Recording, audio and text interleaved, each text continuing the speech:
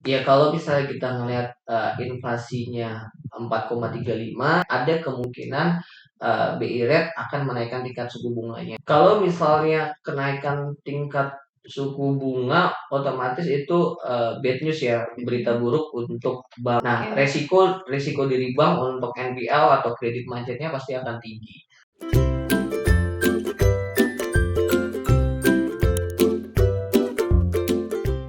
Oke Pak Hendra, sekarang gimana nih kabarnya? Alhamdulillah Riri, baik. Gimana Riri kabarnya? Baik juga, alhamdulillah. Tapi sepertinya perekonomian kita sedang tidak baik-baik aja nih Pak. Banyak juga berita-berita tentang inflasi, kemudian suku bunga, konflik antar negara yang tak kunjung reda. Kemudian banyak juga youtuber-youtuber yang bilang bahwa ekonomi kita sedang keras, market keras, kemudian indeks keras. Gimana nih menurut Pak Hendra menanggapin hal ini? Iya, makasih pertanyaannya Mbak Riri. Sebenarnya bukan hanya Indonesia aja ya yang bisa dibilang tingkat inflasinya itu tinggi, karena Iya. beberapa negara di dunia juga sedang menghadapi namanya tingkat inflasi. Kenapa? Karena yang kita ketahui saat ini bisa dibilang di tahun 2022 ini baru bisa dibilang recovery-nya ekonomi seiring dengan pandemi pada tahun 2020. Ada faktor-faktor juga yang baru-baru ini di tahun ini bisa dibilang ya perang antara Rusia dan Ukraina yang bisa dibilang menimbulkan suatu ancaman yang membuat beberapa harga komoditas dunia mengalami kenaikan Iya. dan beberapa harga-harga komoditas seperti kalau misalnya kita lihat uh, apa namanya gandum dan sebagainya yang notabene menjadi bahan pokok utama masyarakat juga mengalami kenaikan karena krisis tersebut. Kalau misalnya kita ngelihat data inflasi Indonesia aja bisa dibilang 4,35 di bulan Juli 2022 ini ya bisa dibilang tinggi dibandingkan dengan 2018 yang lalu gitu loh. Mengalami kenaikan karena apa? Ya karena itu. Karena bisa dibilang barang-barang semua naik karena adanya komoditas yang harganya naik, minyak di sini. Nah, caranya seperti apa pemerintah untuk menanggulangi atau mengurangi supaya krisis itu tidak terlalu terjadi. Nah, kalau misalnya Mbak Didi baca uh, yang dilakukan oleh pemerintah itu bisa dibilang melakukan subsidi yang notabene itu besar. Untuk apa? Untuk menstabilkan harga BBM dan tidak dicabut subsidinya. Kenapa? Karena kalau misalnya subsidi BBM-nya dicabut oleh pemerintah, secara nggak langsung dampaknya pasti akan sangat berdampak kepada masyarakat banyak. Kalau misalnya subsidinya dicabut, katakanlah harga Pertalite saat ini 7.600. Nah, kalau misalnya tiba-tiba pemerintah naikin harga Pertalite-nya jadi 8.600 atau 9.000, otomatis di sana pasti akan beriringan berbarengan kenaikan yang lainnya gitu loh.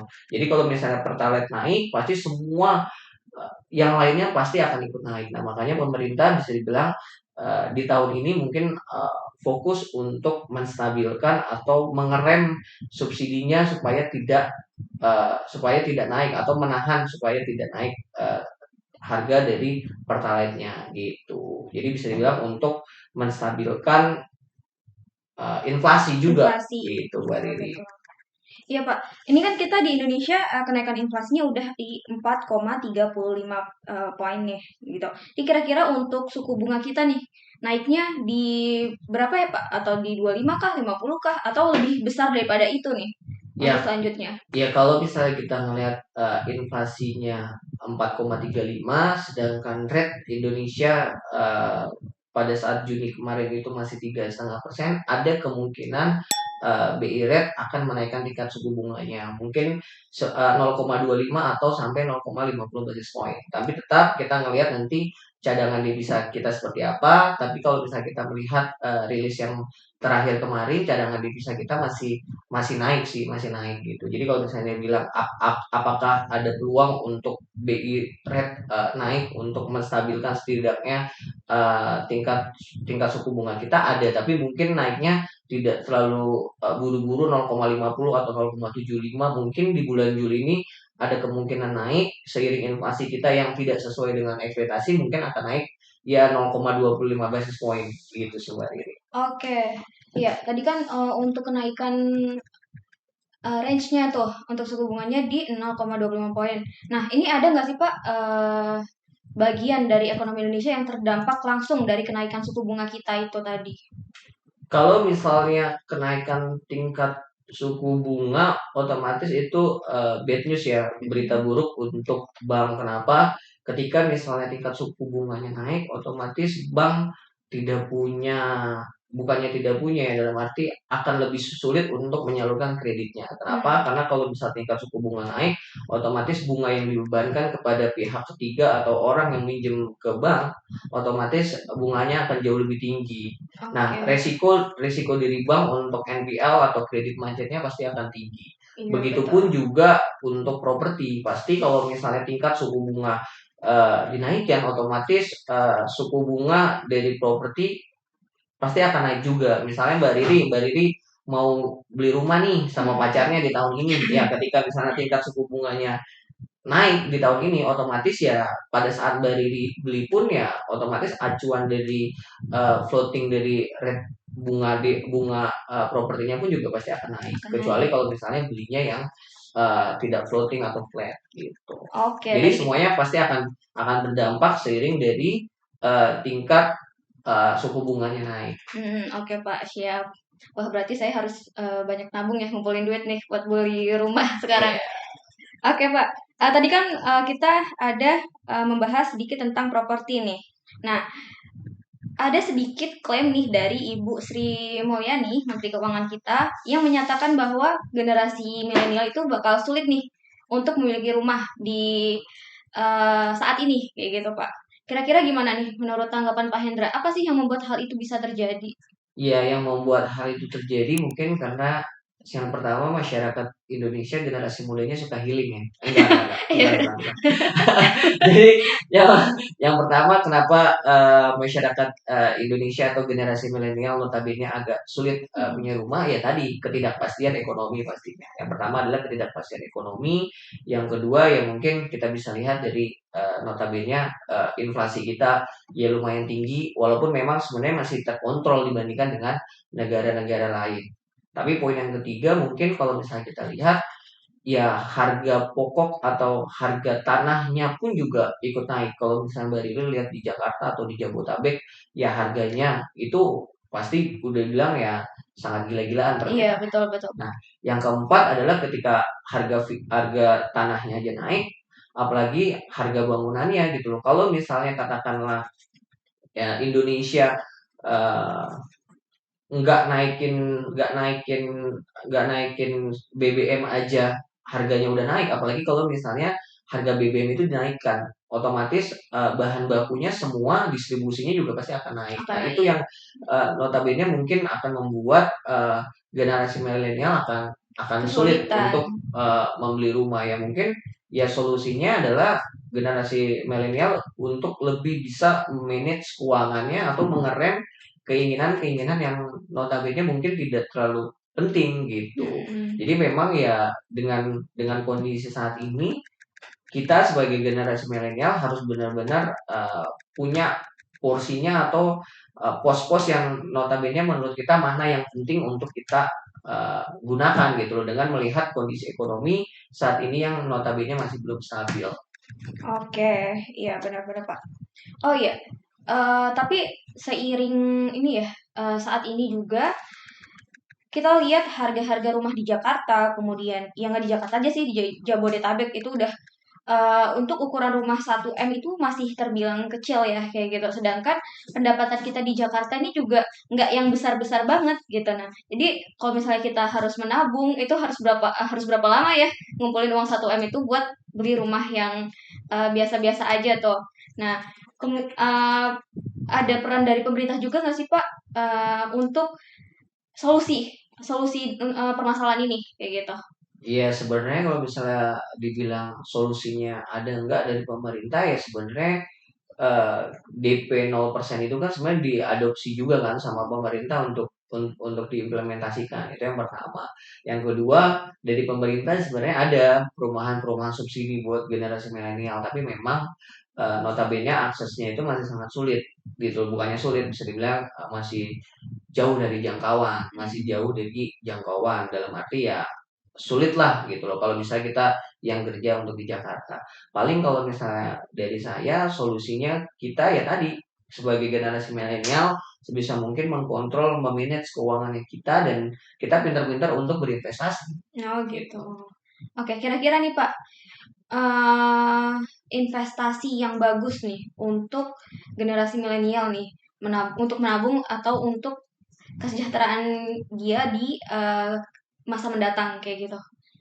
Ketika misalnya kita berinvestasi, kita harus tahu resiko profil kita seperti apa. Dalam arti ketika kita investasi sebisa mungkin kita harus diversifikasi. Nah, diversifikasi ya itu investasi itu banyak hal. Misalnya Mbak Riri invest di emas. Nah, ketika misalnya Mbak Riri invest di emas, Mbak Riri juga bisa diversifikasi ke tempat atau ke pos yang lain. Misalnya Mbak Riri masuk ke reksadana, Mbak Riri bisa masuk ke reksadana pasar uang, Mbak Riri bisa masuk ke reksadana pendapatan tetap, reksadana campuran saham, atau misalnya Mbak Riri tipikal, ah saya mendingan langsung beli aja deh sahamnya tanpa tanpa saya beli produk reksadana, mendingan saya langsung beli produknya aja, saya beli saham Telkom, saya beli saham BCA, saya beli saham Bank BBRI gitu. Jadi kalau misalnya dibilang investasinya kemana, ya kita lihat aja risk profil kita seperti apa. Yang paling penting adalah ketika kita berinvestasi, risk to rewardnya itu yang harus benar-benar Mbak Riri atau teman-teman jaga.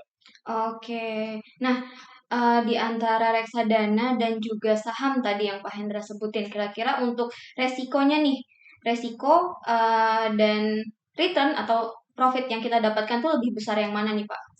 Kalau misalnya reksadana bisa dibilang risikonya minim ya, minim Mm-mm. tapi bukan berarti nggak ada. Tapi yang harus dipahami ketika kita beli reksadana adalah produk reksadananya itu yang mengeluarkan itu siapa, itu yang pertama.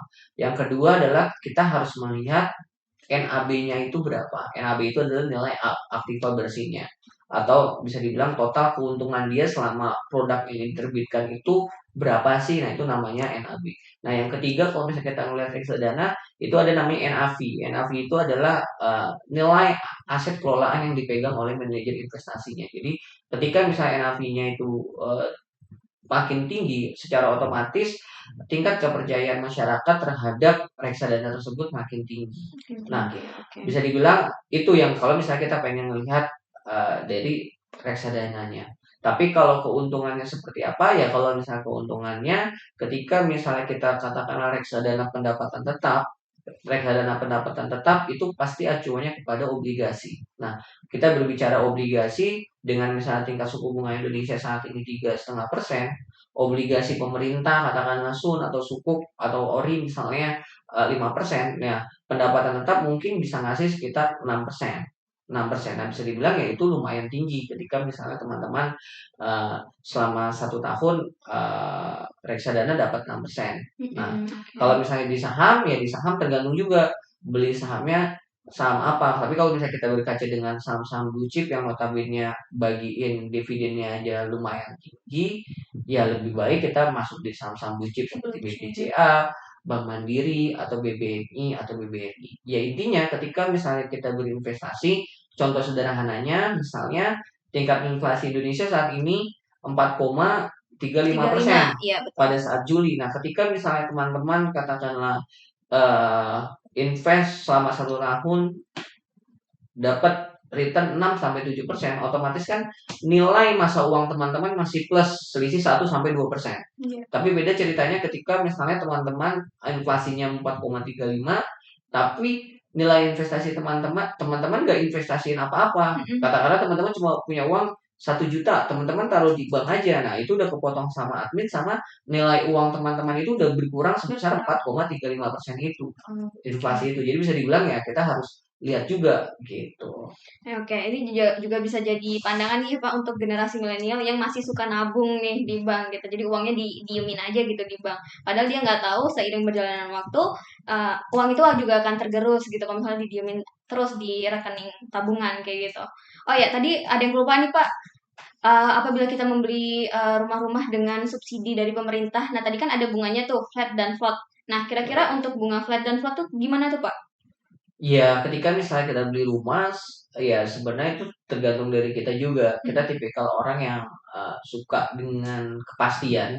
Ya kalau misalnya suka dengan kepastian pasti belinya yang flat aja. Yang Pasti kalau flat. misalnya beli yang flat itu ya bisa dibilang ya cicilannya ya harga cicilannya itu ya lumayan tinggi. Karena apa? Dia dinilai eh, suku bunganya itu di jauh forecastnya itu lumayan lumayan lama lah gitu loh. Tapi kalau misalnya kita floating itu ya tergantung dari acuan setiap tahunnya. Ketika misalnya katakanlah tingkat suku bunga nanti akan naik, ya otomatis nanti akan disesuaikan dengan tingkat suku bunganya.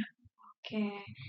Ya, jadi saya mulai berpikir nih Pak, sebagai generasi milenial juga ikut khawatir nih adanya klaim dari Ibu Sri Mulyani nih kayak gitu. Makanya harus nabung Riri. Iya, iya, udah mulai nih dari sekarang buat nabung, buat beli rumah nih. Oke Pak Hendra, terima kasih nih untuk sharingnya pada kali Sama-sama ini. Mbak Riri. Jadi kita sebagai generasi muda jadi dapat insight nih harus bagaimana. Terus apabila kita punya uang lebih juga kita harus investasinya kemana gitu. Jadi disesuaikan juga sama profil resiko kita masing-masing kayak gitu. Ya kita tutup dulu ya Pak untuk Oke, podcast kali ini nih. Kita ucapkan salam cuan dulu nih sama sobat cuan Stokno gitu. Oke, salam cuan dan bye bye. salam cuan teman-teman semuanya.